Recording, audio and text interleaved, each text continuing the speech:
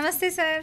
నమస్తే. ఎలా ఉన్నారు? ఫైన్ ఫైన్ సార్, మన వీడియోస్ చూసి కొంతమంది అయితే అడిగేస్తున్న క్వశ్చన్, మరి బంగారం వర్సెస్ రియల్ ఎస్టేట్, బంగారంలో పెట్టుబడి మంచిదా లేకపోతే రియల్ ఎస్టేట్లో పెట్టుబడి మంచిదా అని అడుగుతున్నారు. రెండిట్లో ఏది బెటర్? చాలా, ఎందుకంటే ప్రతి వాళ్ళ మనసులో ఇలాంటి ఆలోచనలే ఉంటాయి. ఇంకా పాపం ఆ వ్యూయర్ ఎవరో చాలా మంచివాళ్ళు. స్టాక్ మార్కెట్ గురించి కూడా అడుగుతారు.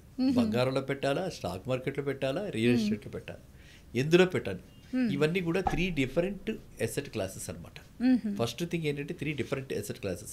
ఇప్పుడు యాపిల్ తినాలా, ఆరెంజ్ తినాలా, లేకపోతే సీతాఫలం తినాలా, ఏది తినాలి అని అడిగితే ఏం చెప్తాం? ఏ సీజన్కి తగ్గట్టు అది తింటే బెటర్ అంటాను. అలాగా ఇక్కడికి వచ్చేటప్పటికి ఎసెట్ క్లాస్కి వచ్చేటప్పటికి మన దగ్గర ఎంత ఉంది? 100 రూపాయలు ఉంది, లేకపోతే 1,00,000 రూపాయలు ఉంది. 1,00,000 రూపాయల్లో ఎంత మాత్రం బంగారంలో పెట్టాలి, ఎంత మాత్రం రియల్ ఎస్టేట్లో పెట్టాలి, ఎంత మాత్రం స్టాక్ మార్కెట్లో పెట్టాలి, మ్యూచువల్ ఫండ్స్లో పెట్టాలి. ఈ విధంగా మనం ఆలోచించుకోవాలన్నమాట. ఏదైనా సరే ఇన్వెస్ట్మెంట్ అన్నప్పుడు పూర్తిగా తీసుకెళ్ళి బంగారంలో పెట్టేయకూడదు.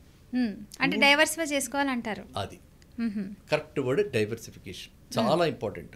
అంటే పాత సేయింగ్ ఉంది, all eggs in all basket. One basket పెట్టచ్చా? పెట్టకూడదు. అది సో అది ఎప్పుడు మనం మనసులో పెట్టుకోవాలి. మనం పెట్టుకుని ఇలా డైవర్సిఫై చేసుకోవాలి. ఒకటి ఇలా ఉన్నా కూడా యాజ్ ఏ ఇన్వెస్ట్మెంట్ అడ్వైజర్ నేనైతే ఖచ్చితంగా ప్రతి వాళ్ళు కూడా వాళ్ళ పోర్ట్ఫోలియోలో, వాళ్ళ పూర్తి పెట్టుబడిలో 10% అయితే గోల్డ్లో పెట్టాల్సిందే. 10% పెట్టుకుంటే బెటర్. 10% కంపల్సరీ పెట్టాలి. ఇంకా 20% పెట్టుకుంటాము, 30% అది మీ ఇష్టం. ఆ 30% స్టాక్ మార్కెట్లో పెట్టుకుంటే బెటర్. ఇంకా మిగతా 70% మీకు అసలు అంటూ ఫస్ట్ రోటీ కపడా మకాన్ కదా. అవును. ఎక్కడ స్టాక్ మార్కెట్ చెప్పాలా, బేసిక్ నీడ్స్ ఏం చెప్పారు? రోటీ కపడా మకాన్. అవును.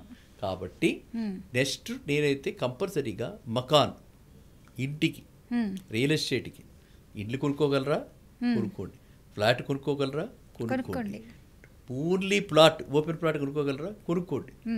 ఏది మీ రీచ్లో ఉంటుందో అదైతే కొనుక్కోండి. కొనుక్కుంటే బంగారంలో ఒడిదుడుకులు నుండి 10% పెరుగుతుంటుంది. వేరే రియల్ ఎస్టేట్లో అది ఇన్ఫ్రాస్ట్రక్చర్ ప్రాజెక్ట్, ఇన్ఫ్రాస్ట్రక్చర్ మీద డిపెండ్ అయి ఉంటుంది, కనెక్టివిటీ మీద డిపెండ్ అయి ఉంటుంది. ఒకసారి అటు చుట్టుపక్కల ఏదైనా మంచి ప్రాజెక్ట్ వచ్చిందంటే, కాకినాడలో నాకు చిన్నప్పుడు గుర్తుంది, గోదావరి ఫెర్టిలైజర్స్ అని మూలకి, Nagarjuna fertilizers, Godavari fertilizers famous. అసలు ఇప్పుడు మీకు ఫేమస్.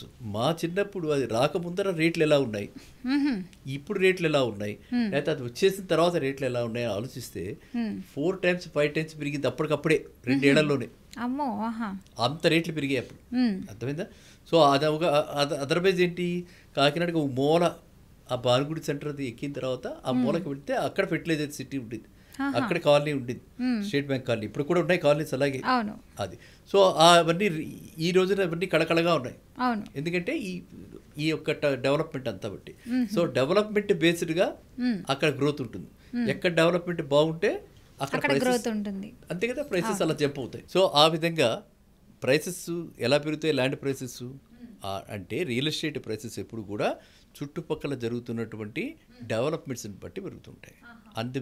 అలాంటి ప్లేసెస్ని ఏమంటామంటే హ్యాపెనింగ్ ప్లేసెస్ అంటాం. అక్కడ మనం పెట్టుబడి పెట్టుకోవాలి. కాబట్టి కొంత మేర ఇల్లు లేని వాళ్ళైతే కంపల్సరీగా ఫస్ట్ హోమ్ వచ్చేదాకా కంపల్సరీగా రియల్ ఎస్టేట్లో ఇన్వెస్ట్ చేయాల్సిందే. అర్థమైందా? అంతా గోల్డ్ మీద పెట్టడం కరెక్ట్ కాదు.